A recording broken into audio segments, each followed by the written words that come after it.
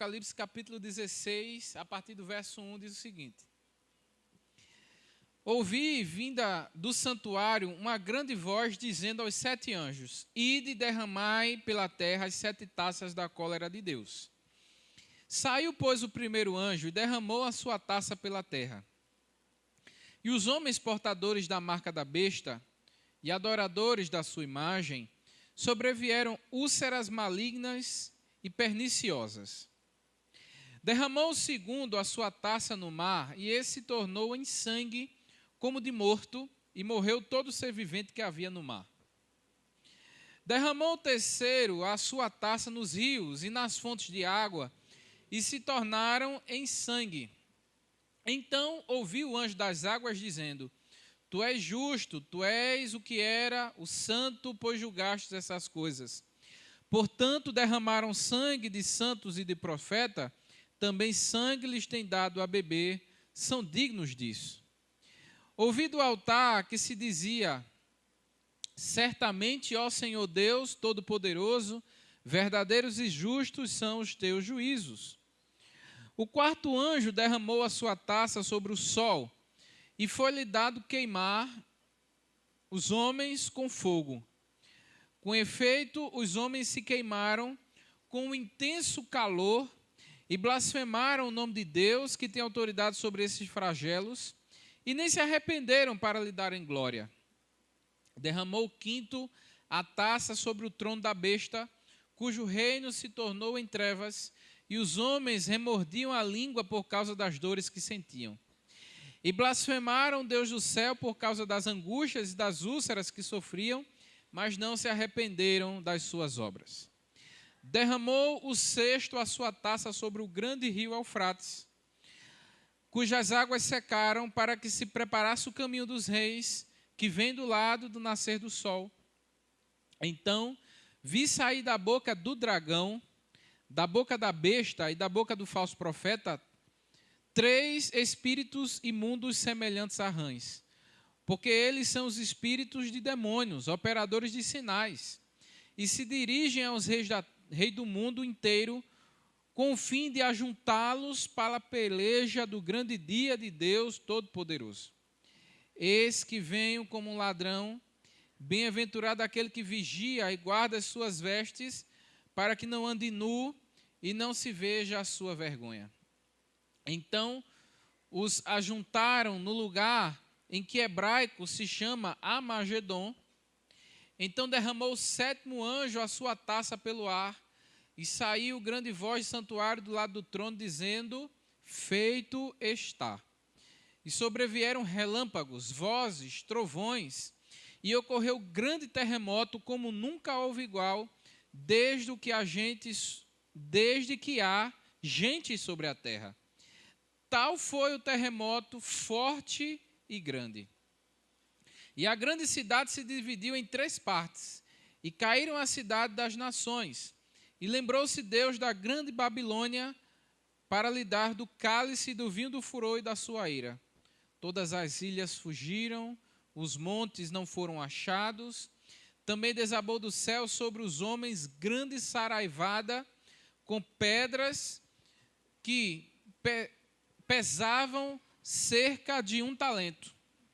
E por causa do flagelo da chuva de pedras, os homens blasfemaram de Deus, enquanto o seu flagelo era sobremodo muito grande.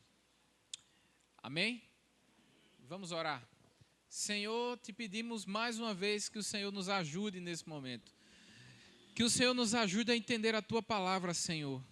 Que o Senhor nos guie neste caminho tão difícil, Senhor, que é interpretar o Apocalipse, o livro do Apocalipse. E nós sabemos que muitas vezes podemos ter uma interpretação diferente, uma de outros. Alguém tem uma forma de imaginar, mas nós sabemos que tudo converge para uma só coisa: a vitória do teu Filho e da tua igreja, Senhor. Por isso nós temos essa convicção de que no grande dia, naquele grande e último dia, nos encontraremos com o Senhor no céu, e o Senhor estará eternamente reinando e nós estaremos eternamente no céu glorificando o teu nome, Senhor. Fica conosco, em nome de Jesus. Amém.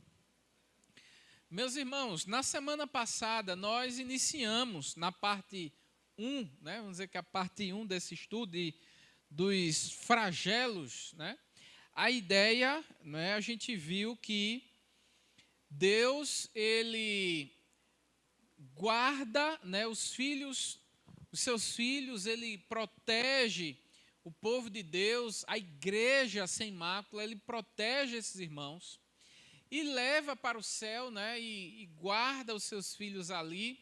E a gente vai ver que eles estão, esses novos remidos, esses salvos, esses que têm a marca do Senhor, foram selados pelo Espírito Santo de Deus, estão agora com Deus no céu, né? E ali diante como um mar de vidro, né? Os irmãos vão lembrar, semana passada nós falamos deste mar de vidro, que representa a pureza, né? O ser translúcido. Deus agora, estaremos diante de Deus agora de forma clara, de forma pura, onde não esconderemos mais nada, não tem nada encoberto. Deus nos verá, né? Deus já nos vê, lógico, né? Mas estaremos diante de Deus de forma clara e transparente, nítida como o sol, né? E aí essa passagem a gente vai ver que Deus, ele agora tem guardado os seus filhos para algo muito grave, muito sério que está a acontecer. Que na verdade é o derramamento do cálice da cólera de Deus, da ira de Deus, né? O Deus agora não mais um Deus compassivo, não mais um Deus paciente, não mais um Deus que permite que um homem viva a sua vida, não é? Da forma que ele quer, mas Deus está sempre ali, né, dizendo ao homem: olha, meu filho veio, a graça dele está aí, você precisa alcançar essa graça, você precisa chegar-se a Deus por intermédio de Jesus, porque virá o período, não é, onde não terá mais graça, não terá mais, vamos dizer ali, Deus dando condição do homem se arrepender. A gente viu lá atrás que Deus mandou as trombetas, né? Quando as trombetas começarem a tocar, é um sinal, é Deus avisando que está próximo a vinda do Filho, não é? Então, é um anúncio. A trombeta representa anúncio, aviso de que alguém da realeza está chegando. E ora, essas trombetas representam a vinda do Filho de Deus, Senhor Jesus, para buscar a sua igreja. E aí, nesse capítulo 15, a ideia de que Deus agora guardou seus filhos e vai começar a derramar sobre a humanidade a sua ira. Agora não tem mais graça, agora não tem mais condição do homem se arrepender, porque o período do arrependimento passou e agora as consequências dos atos que os homens praticaram. Durante toda a história da humanidade, o mundo persegue a igreja, né? O mundo tenta destruir a igreja, o mundo tenta acabar com a igreja, né? A igreja perseguida. Há uma música da cantora Eliane Oliveira que vai dizer que a igreja é sofrida, a igreja passa por dificuldades, mas ela permanece de pé, né? A igreja permanece de pé. A igreja verdadeira de Jesus é essa que, mesmo passando por tribulação, perseguições, ela permanece de pé. E essa igreja aí, agora, nesse contexto aqui, não estará passando pela grande consequência. Veja, a grande tribulação são duas coisas diferentes. A tribulação é perseguição que a igreja passará e tem passado. Nós passamos por tribulação, não é não? Nós passaremos por perseguição. O anticristo atuará, né, ou já está atuando, e a igreja está passando, ou parte dela passará por essa tribulação. Mas o cálice da cólera, da ira de Deus, a igreja não passará. Esse cálice, né, esse derramamento deste flagelo, ou desses flagelos, é para o mundo, para a besta, para Satanás, o anticristo a falsa testemunha e todos aqueles que aceitaram a marca da besta. Qual é a marca da besta? 666, né? Na verdade, não é que a pessoa vai estar lá carimbado no corpo o número 666, mas é uma representação, né, do número da imperfeição, imperfeição, imperfeição. Então, o número da besta, né, essa marca, o escritor bíblico vai dizer que essas pessoas são marcadas. E que marca é essa? É todo aquele que não aceitou Jesus, todo aquele que não quis saber de Jesus. O pastor pregava, a igreja pregava, o irmão até vinha para a igreja muitas vezes, mas nunca disse sim. Nunca teve um encontro com o Senhor, nunca deixou-se, né, como diz o hino do cantor cristão, a luz do céu entrar. Né? Isso que o cantor vai dizer, deixa a luz do céu entrar. Abre bem a porta do teu coração, né, e deixa a luz de Deus, a luz do céu entrar. Então, a partir de agora começa a ira de Deus, né? Esses cálices do derramamento do Senhor. E aí no versículo 1, vai dizer o seguinte: ouvi do santuário, né, uma grande voz dizendo aos 7 anjos, ide derrame pela terra as 7 taças da cólera de Deus. Saiu, pois, o primeiro anjo e derramou a taça pela terra, e os homens portadores da marca da besta, os adoradores da sua imagem, sobrevieram úlceras malignas e perniciosas. A gente vai ver que todos esses flagelos vão lembrar muito as pragas do Egito, né? Você vai ver que vai fazer uma alusão muito clara com as pragas que Moisés jogou ali, né? Que Deus jogou contra o Egito. E aí você pergunta, mas por que tem esse comparativo, essa análise tipológica, né? Por que João está aqui falando desses flagelos iguais às pragas lá do Egito? Porque quem lesse, né, do povo de Deus interpretaria, ele iria imaginar, porque todo o povo de Deus sabia o que eles passaram no Egito. 400 anos escravo, não foi isso? Aí Deus endureceu o coração de Faraó e, através das pragas, Deus libertou o povo, não foi? Mas o Egito sofreu. E muitos morreram, não é? O sofrimento que o povo egípcio passou foi um sofrimento muito grande. Aí você pode dizer, mas por que Deus é mau? Na verdade, não é que Deus é mau. O povo egípcio sofreu as consequências daquilo que eles fizeram com o povo de Deus. Lembram do extermínio, né? Que quase que Moisés morre também. Então Deus pesou a mão também sobre os egípcios. Por isso que quando eles são libertados, eles pagam, né? Eles pagam dinheiro ali por todo o trabalho que o povo sofreu ali como escravo.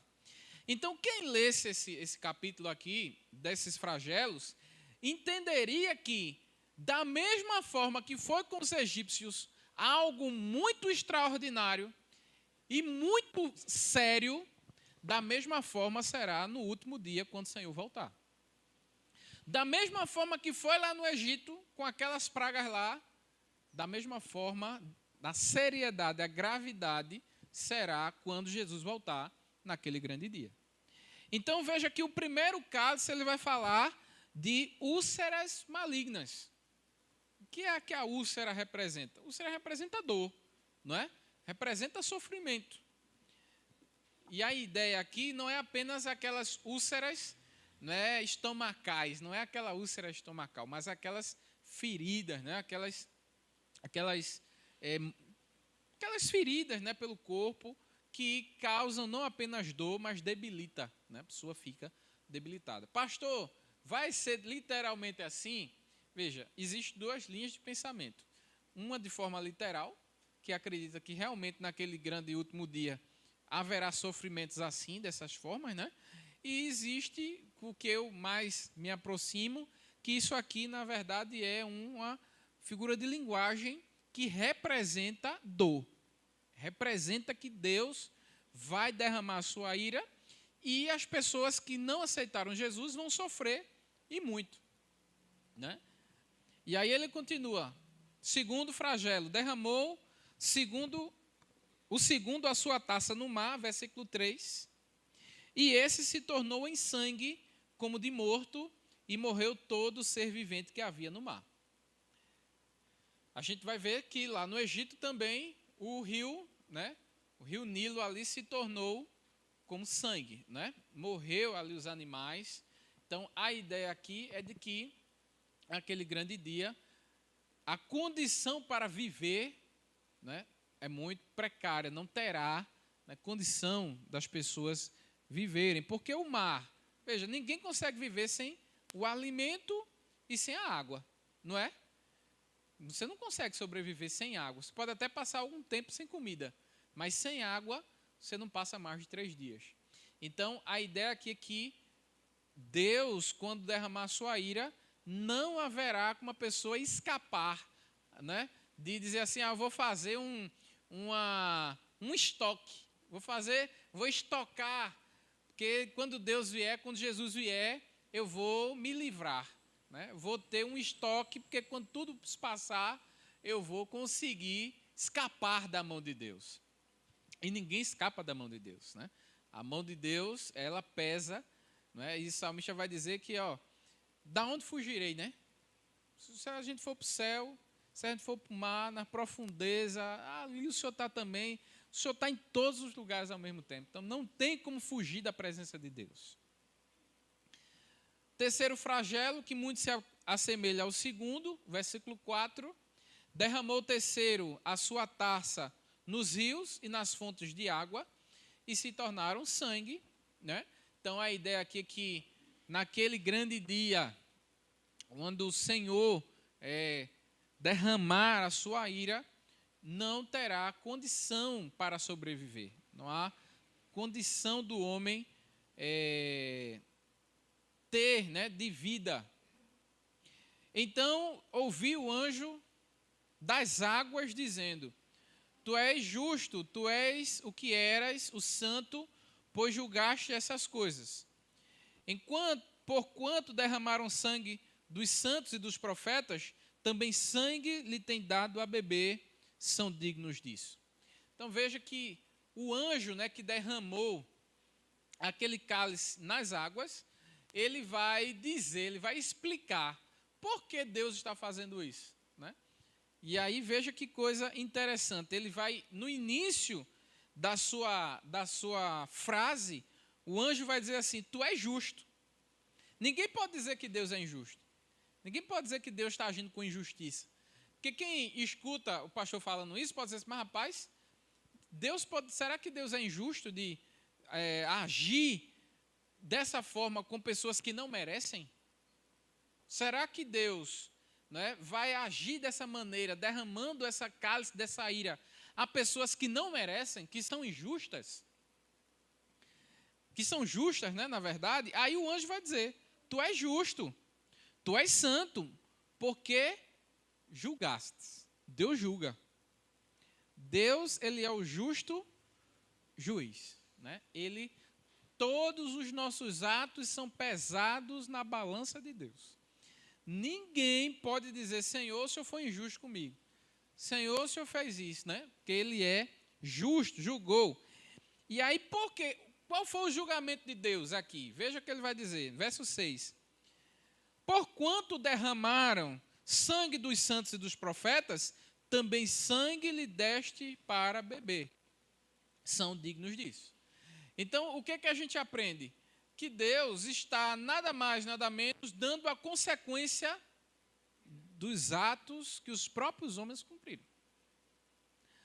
Se a gente for imaginar o extermínio, vamos imaginar que o extermínio que os nazistas fizeram com o povo judeu. Recentemente fez 80 anos, ou foi 84, enfim, na casa dos 80 anos da Segunda Guerra Mundial, onde o nazismo, né? O nazismo ali, ele tomou conta, né? Declarou guerra contra um povo chamado judeu, né? E nos campos de concentração faziam testes, passavam fome, isso as coisas mais simples, né? Mas as mais hediondas, né? relatos históricos vai dizer que encontraram os campos de concentrações amontoados de corpos um em cima do outro. As pessoas ainda estavam vivas, jogavam os corpos em cima para ele morrer soterrado, né? Das mais perversas formas. Então, será que... Veja, não estou querendo ser julgador, né? Não estou querendo se colocar na posição de Deus. Mas será que não tem consequência para quem fez um negócio desse?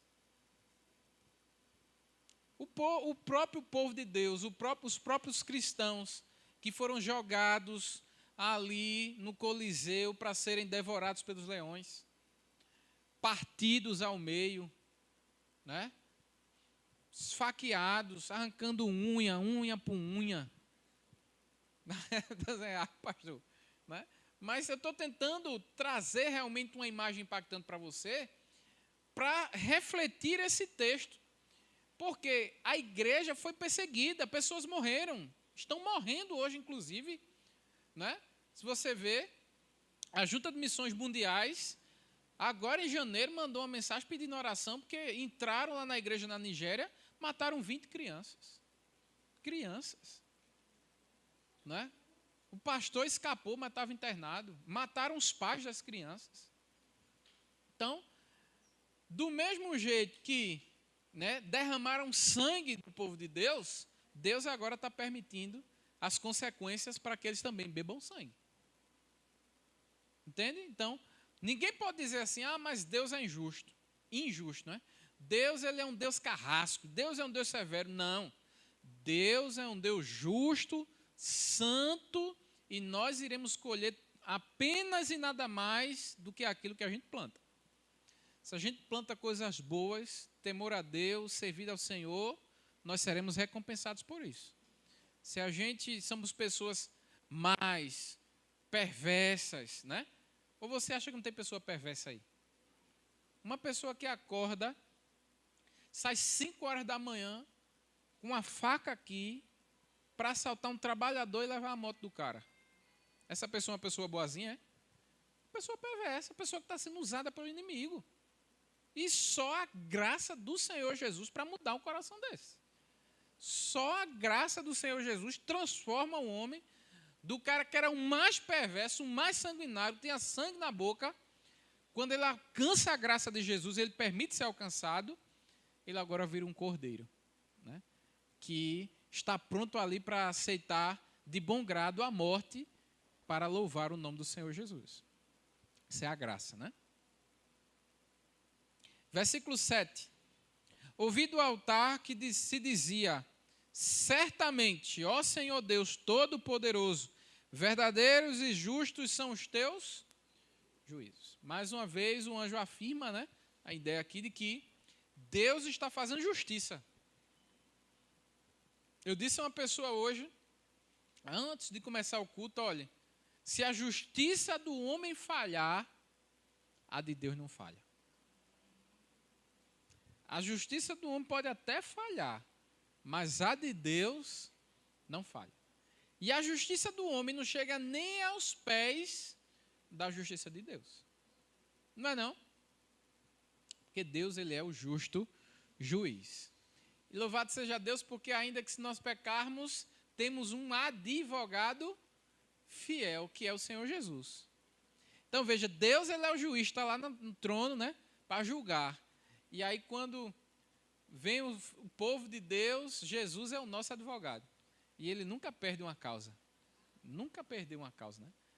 O inimigo pode até olhar para a gente e dizer, fulano, Fernando era assim, assim, assim, acaba mal e tal. Aí Jesus olha, mas meu sangue lavou, purificou ele de todo pecado, né? Ele é justificado no meu sangue por meio da fé, e dos pecados dele não me lembro mais. Jogado no mar do esquecimento. Isso é advogar, isso é defender, né? Aí Deus olha e diz assim, realmente, esse aí é filho de Deus. Estava longe, foi achado. Estava perdido, foi achado. Venha para morar no reino que está preparado antes mesmo da fundação do mundo. Quem vai morar nesse reino aí, que é do Senhor Jesus? Amém. Quarto flagelo, verso 8. O quarto anjo derramou a sua taça sobre o sol, e lhe foi dado queimar os homens com fogo. Veja, tem muitos pastores que pegam esse texto e dizem assim: você tem percebido que o sol cada vez mais está sendo mais quente, né? Tem pastor que pega de forma literal e vai dizer assim, ó, isso não é algo prático, instantâneo, é algo que está acontecendo e continuará acontecendo. Então, a ideia de que cada vez mais nós estamos vivendo um mundo que a hora está passando mais rápido, entra ano, sai ano cada vez mais rápido. Você fechar os olhos, rapidamente você vai lembrar de coisas que há 5 anos atrás passaram e parece que foi ontem. E foi assim, né? A coisa passou, né? Então, os dias se encurtam, né? O sol fica mais quente, em vez de chover, chove mais, né? Não chove mais como era antigamente, né? A gente vê coisa que a gente não via, né, alguns anos atrás. Então, tem teólogos que imaginam esse texto como uma série de fatos que vão acontecendo. Eu não acredito dessa maneira. Eu acredito que aqui a gente vai ver lá no final que é o Armagedon, é o último, é como diz o profeta Amós, o dia da vingança. É quando Deus vai dividir, né, joio do trigo e vai colocar aquele que é joio no fogo para queimar eternamente. Então, a ideia aqui do sol, né, no meu entendimento, é a ideia de que a consequência, a gente vai ver isso lá na frente, né, onde o bicho queima, né, mas não morre, né? Queimou, sofrimento, dor, né? Da mesma forma, é a ideia desse sol que vai queimar, né? O homem que não tem Jesus, o homem que não tem Deus no seu coração, não aceitou Jesus, ele vai passar uma consequência de dor tão grande a ponto de você achar que é o sol que está queimando. Você botar uma queimadura, um negocinho de nada, né? No fogo, dói ou não? Sobe logo uma bolha, né? Você passa o dia todo com o dedo na boca ali, né? Para ver se alivia, bota o dedo no gelo, mas uma dor, imagina o corpo todo sendo queimado, né? Aí veja no verso 9 que coisa interessante. Com efeito, e a ideia do efeito aqui, né, é chamar a atenção assim para a gravidade, né?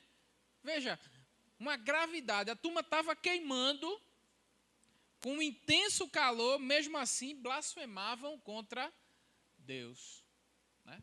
Versículo 9. Com efeito, os homens se queimaram com intenso calor e blasfemaram o nome de Deus, que tem autoridade sobre esses flagelos, e nem se arrependeram para lhe dar glória. Então, o cara está cheio de dor, cheio de úlcera, não tem água para beber, não tem comida, todo sofrimento passando, está queimando com a queimadura do sol e está blasfemando contra Deus. E não se arrepende. Né? Aí você pode dizer assim, vamos pegar uma questão prática. Vamos falar uma questão prática aqui. Pastor, como seria teoricamente isso? O cara, tem gente que diz assim, se não vir pelo amor, vai vir pela dor. Tem muita gente que diz isso, né? Mas aqui a gente está vendo que nem pela dor o cara vem. Por isso que Deus não obriga ninguém a vir até Ele. Deus não obriga ninguém a vir até Ele. Porque, veja, mesmo Ele mandando flagelo, dor, sofrimento, o cara não quer. O cara blasfema. Então, quando diz assim, se não vier pelo amor, vem pela dor, tem esse quê aí, essa interrogação de que será mesmo que ele vem pela dor? Porque tem muita gente que está sofrendo. Eu conheço gente que está no leito do hospital, né? Sofrendo ali, o médico desenganou tudinho, a pessoa quer aceitar Jesus, eu já tenho Jesus no meu coração. Né? Pai, Jesus tem poder, rapaz. Olha, Jesus está... Não quero. Né? E enche o peito, né? Com arrogância para dizer assim, não. Né? E aí, meu irmão, não tem o que se fazer. Vai cumprir o juízo. Vai seguir as consequências dos atos. Por isso, tem gente que diz assim, pastor, o que é blasfemar contra Deus? O que é blasfemar? Tem gente que diz assim, tem medo. será que eu blasfemei contra o Espírito Santo? Que é o único pecado que não tem perdão, né? Blasfêmia contra o Espírito Santo. Então, tem gente que diz assim, o que é então, pastor, blasfemar contra o Espírito Santo? O que é esse blasfemar contra Deus aqui? Será que é eu falar palavrão contra Deus? Será que é eu xingar a Deus? É o quê? Diga para a gente entender.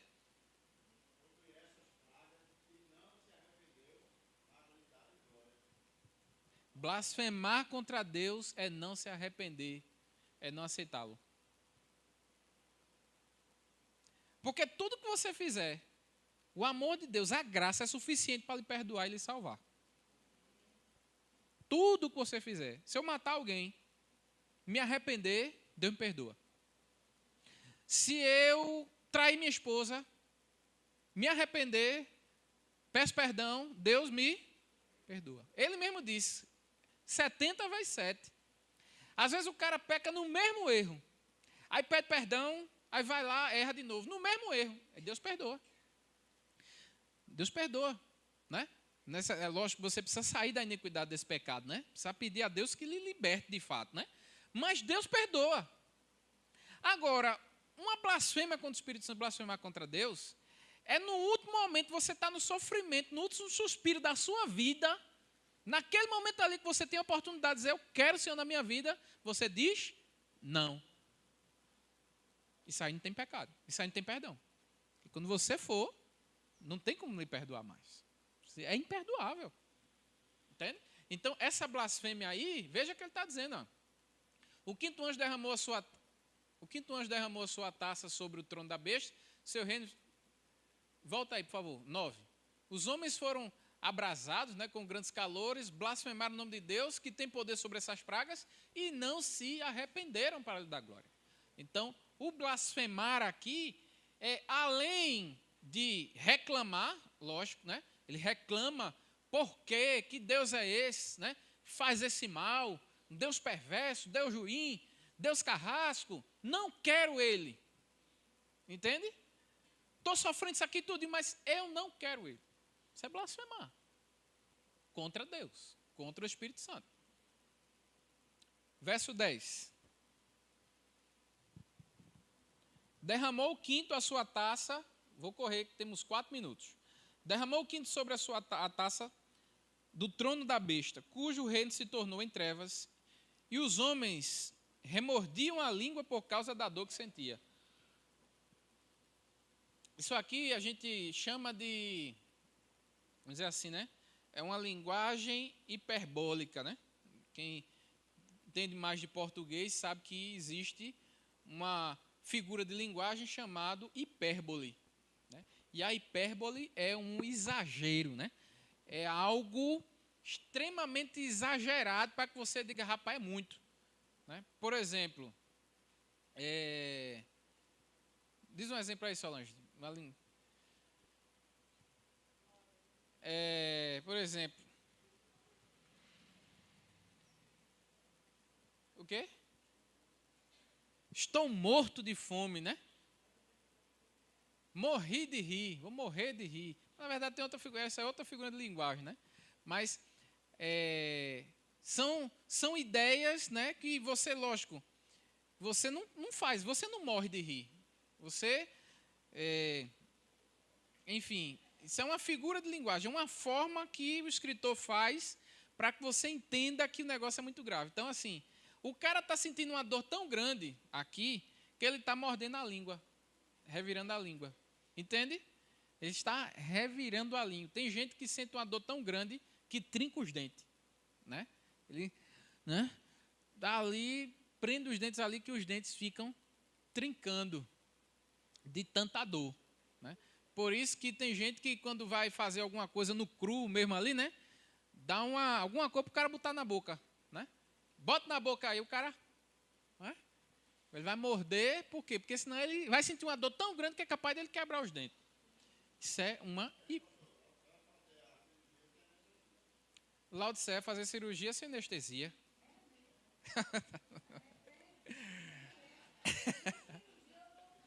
Amém. Isso é Eduardo, viu? Então, veja, que os homens, no verso 10, eles remordiam a língua por causa da dor. E ainda continuavam, verso 11, blasfemando contra Deus no céu por causa das angústias e das úlceras que sofriam e não se arrependeram das suas. Sabe quem fazia a mesma coisa? Não se arrependia, mesmo sentindo dor, mesmo sofrendo, o povo sofrendo, e ele não se arrependia? Faraó. Não era não? Cheio de úlcera, não tinha o que comer, piolho na cabeça, né? Mosca até umas horas, porque olha, quando eu estou trabalhando, que tem uma só, menina, é um inferno. É para você, olha aqui, em nome de Jesus, né? Uma só, imagina milhares de moscas em cima do cara, né? Então, toda a situação, caindo fogo do céu, destruindo tudo, e mesmo assim, Faraó dizia, não vou deixar o povo ir. Cabera rir, né? Não vou deixar ele ir. E Moisés dizia, deixa meu povo ir. Não. Né? Então, veja que há uma tipologia aí, né? Uma analogia. Verso 17. É 17? Não, né? 12, que minha página pulou aqui. Derramou o cesto da sua taça no grande rio Eufrates, cujas águas secaram, para que se preparasse o caminho dos reis que vem do lado do sol, do nascimento do sol. Então vi sair da boca do dragão, da boca da besta e da boca do falso profeta 3 espíritos imundos semelhantes a rães, pois eles são espíritos de demônios, operadores sinais, que se dirigem aos reis do mundo inteiro, para a fim de ajuntá-los para pelejar no grande dia de Deus. Veja que dia aí, não sei se na sua Bíblia está com D maiúsculo. Aqui, lá na do computador, está D minúsculo. D maiúsculo, né? Quem está com D maiúsculo aí de dia? Dia com D maiúsculo. Né? O teu aí, Jorge, como é que está? Maiúsculo. Dia minúsculo? Pronto. Então, dia com D maiúsculo. Essa aqui é uma analogia ao profeta Amós. É o dia da vingança, o dia de Deus. O dia que é do Senhor, que ele vai fazer justiça. Dia de Deus, né? Todo-Poderoso. Aí a ideia aqui é o seguinte: Satanás, o que acontece hoje, meu irmão? Hoje, Satanás envia os demônios para enganar, para persuadir, para botar guerra, para juntar nação contra nação, né? Aí vem um outro ali para tentar ser o cara da salvação, ele é o cara da paz, vamos reunir tudo, tal. Então, o inimigo tem os seus subordinados trabalhando em favor, para que o mundo todo, né, se volte contra Deus. A raiva do inimigo não é contra você, é quem você serve. Então ele usa os demônios para tirar você do caminho, para fazer com que o cara que está lá no mundão se prostitui mais, se acabe mais no mundo das drogas. Então, o príncipe desse mundo, ele atua no mundo para cada vez mais juntar pessoas para a batalha contra Deus. Mas nós sabemos que o inimigo só se levanta para cair, né? Porque maior é o que está em nós do que o que está no mundo. E aí ele vai dizer que vem como um ladrão, bem-aventurado aquele que vigia e guarda as suas vestes, que não ande nu e não vejam a sua vergonha. Então a ideia não é que Deus, ele é um ladrão, não é isso. Mas assim, de uma forma inesperada, de uma forma que ninguém está esperando, Deus chegará para cumprir a sua sentença. Nós não sabemos o dia, nós não sabemos a hora, mas temos certeza que ele vem, né? E ele vem com poder e glória. E aí, meus irmãos, é interessante porque, veja, quem é povo de Deus? Quem é povo de Deus? Está esperando Jesus. Quem é igreja? Quem é servo? Quem é nova criatura? E está todo dia quando nós acordamos, nós olhamos para o céu, glorificamos a Deus e dizer: Senhor, vem buscar a tua igreja. Ora vem, Senhor Jesus. Vem nos tirar desse mundo cruel. Nós estamos preparados e nos preparando para esse dia, não é? Quando você vem para a igreja e o pastor diz: Jesus está voltando, nós estamos nos preparando para nos encontrar com o Senhor no céu. Agora o mundo não está preparado. O mundo ainda não está esperando Jesus, muito pelo contrário. O mundo acha que é a história da carochinha.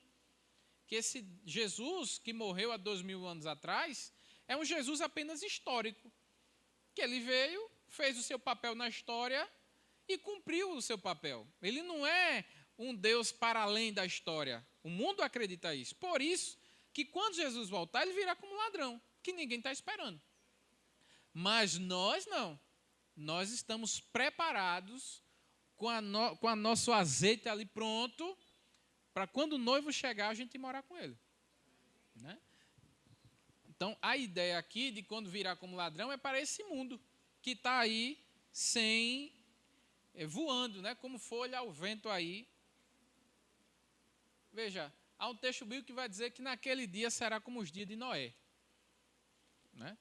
Os dias de Noé, onde beberão, comerão, casarão, darão seus filhos para casamento, vão viver sua vida como um dia cada um qualquer. Mas nós que conhecemos a verdade, e é uma verdade vos libertará, né? É como se nós saíssemos de uma inércia espiritual. É como se a gente saísse do meio de pessoas que estão vivendo a vida sem saber o que vai acontecer. E agora os nossos olhos espirituais foram abertos. E nós vemos que Jesus está voltando. Se ele está voltando, nós temos senso de urgência. Olha, você precisa acordar dessa morte espiritual, dessa inércia espiritual que você está. E assim como ele abriu os meus olhos, ele quer abrir os teus olhos também. Não é? Vamos nos preparar, Jesus está voltando. Quem está entendendo diz amém. Então, tão caladinhos aí que a gente está... E para terminar, meus irmãos, o 7º e último flagelo vai dizer que ele derramou, o anjo, né, a taça pelo ar. E saiu grande voz do santuário do lado do trono, dizendo: feito está. Quem foi que disse algo semelhante quando estava prestes a morrer? Jesus, né? Jesus disse o quê? Tudo está, ou em outras palavras, está tudo feito. Está feito. Né? Jesus disse lá na cruz, cumpriu tudo que ele tinha cumprido e disse: feito está, consumado está. Agora Deus está utilizando a voz do anjo para dizer o seguinte: feito está. O que é o feito está? É todas as consequências do homem agora estão diante dele. É o último dia, quando o Senhor raiar para buscar, né, para julgar. E aí é um fato extraordinário. O que é que vai acontecer? Relâmpagos, trovões, terremotos, terremotos tão grandes que nunca foram vistos. A cidade se dividiu em partes, né? Quando há um terremoto, a casa ela quebra, né? Ela racha. E aí não é só qualquer casa, não é qualquer cidade. Qual é a grande cidade aí que caiu? A Babilônia, né? Porque ela experimentou o vinho do furor da sua ira. E aí ele diz: todas as ilhas fugiram, os montes não foram achados. Como é que os montes fogem? Como é que as ilhas fogem? É uma figura de linguagem, né? É a ideia aqui de que não há, naquele dia, nada com que você poderá se esconder, com que você poderá se estabilizar. Porque, veja, uma rocha, ela está parada, não está? Então, ela representa estabilidade. Ela representa segurança. Quando Jesus voltar, tudo vai ser mexido. Não tem mais estabilidade. Tudo vai ser ali abalado. As estruturas da terra vão ser abaladas. e o homem será culpado das suas ações. Também desabou do céu sobre os homens grande saraivada com pedras que pesavam cerca de 1 talento. 1 talento aí é 32, 35 quilos, né? 40 quilos, nessa faixa assim. Então, pedras pesadas, né? Pedras grandes que virão. Então, a ideia é de destruição.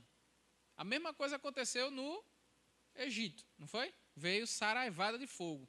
Pedras que vieram do céu, né? E destruíram ali o Egito. Então, a ideia aqui é destruição. A ideia aqui é Deus vai, sacudir, vai abalar as coisas naquele grande dia, quando ele voltar. Agora, para concluir, tudo isso que nós estamos lendo hoje, todos esses 7 flagelos, a igreja não passará. Ela está guardada com o Senhor no céu. Né? Por isso a gente vai ver isso no capítulo 15, que a gente viu semana passada. A igreja, os marcados pelo Espírito Santo, já estão com o Senhor ali no céu, ali sendo amparados pelo Senhor. Enquanto quem está na terra, de forma simbólica, né, está sofrendo a ira e o cálice de Deus. Então você que está aqui nesse momento, você não receberá a ira de Deus, você estará morando com Ele lá no céu. Né? Então, que a gente possa pegar esse texto com essa garantia, essa confiança de que a igreja será guardada, né? Será guardada e livrada desta ira de Deus. Amém, meus irmãos?